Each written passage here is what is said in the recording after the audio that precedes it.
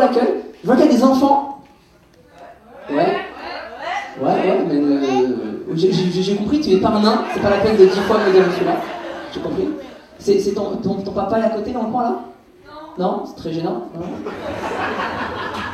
C'est qui le monsieur à côté? C'est un monsieur devant le théâtre. Il avait plein de bonbons. Il m'a dit rentre. Je te laisse rentrer, viens. Mais après, on fait l'inverse. D'un point de vue très égoïste, moi je m'amuse seulement quand le public me renvoie des choses et que je peux m'en servir pour créer un spectacle inédit avec eux. Et que ça m'amuse pas juste de faire des sketchs les uns à la suite des autres. Quand ça te concerne pas, Linda, qu'est-ce que tu fais? Oui, enfin tu peux te taire aussi, tu peux voilà. Que chacun réponde pour lui, c'est important de mettre un cadre. Les nazis l'avaient bien compris et ça a bien fonctionné. Et on a perdu ce truc. Donc, on va faire très simple. Quelle était la question, Linda? Quelle était la question? Linda, interrogation, je vais poser ton cas correspondant, ça va se passer. Et ce que je fais sur scène, c'est un peu une éducation libre, c'est-à-dire que j'éduque le public avec mes règles et ils m'éduquent avec leurs réactions. Et du coup, on crée tous ensemble quelque chose d'unique.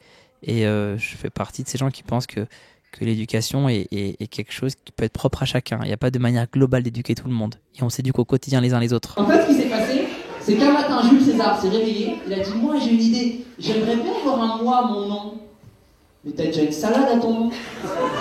Non mais je m'appelle Julius, on pourrait faire le mois de juillet, que pour moi, ça durerait 31 jours pendant les vacances scolaires, ce serait trop bien. C'est pourri comme idée, mais j'ai une armée, c'est génial comme idée. Il y a une trame et les impros servent cette trame justement.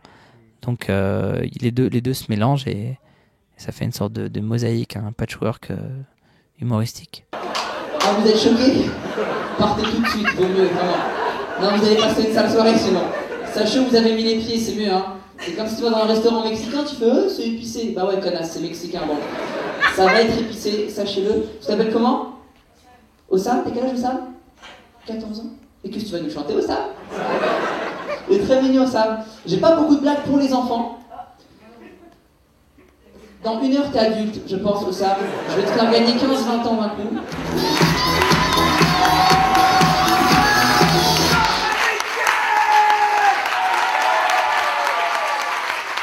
Je suis très content de venir, pour plusieurs raisons, je suis content de venir jouer là. Déjà, c'est que je viens d'apprendre que Saint-Etienne, c'était pas loin de Lyon. Je suis une bille en géographie, il faut que je vous le dise. Mais c'est surtout au niveau de la durée du train, c'est-à-dire qu'on a mis 2 heures pour arriver à Lyon, après on a remis 1 heure pour aller à Saint-Etienne, donc j'en ai déduit que Saint-Etienne était à mi-chemin entre Lyon et Paris, de l'autre côté, tu vois ce que je veux dire? En fait, dans 50 bornes. C'est-à-dire pour faire Lyon-Paris, t'as 2 heures de train, mec fait vite, faut aller à Lyon! Et après, bon, c'est bon, là, on va à Saint-Etienne. Si quand je suis sur scène, je ne dis pas la vérité aux gens, pour moi, on rate complètement le message du spectacle, on rate complètement la rencontre qu'on est censé créer. Et moi, à partir du moment où je monte sur scène, j'estime que justement, on doit alors bien sûr, c'est moi qui dois driver, il faut pas que ça parte n'importe où. Et ce soir, c'est peut-être pas le meilleur exemple, parce que c'est un petit peu parti n'importe où. Mais à partir du moment où ça part n'importe où, il faut aussi être capable de le dire. Je sais que ça part n'importe où, je sais que vous avez du mal à me suivre, et je sais comment vous ramener à moi. Et dis-toi qu'il y a un type qui s'est dit ensuite, je vais me l'accrocher au pied, sauter d'un pont. C'est pas le premier chemin que nous on aurait pris. Tu vois, je me dis, c'est le premier mec qui a décidé de sauter à l'élastique, le premier mec sur son pont avec tous ses potes, normalement ça va le faire.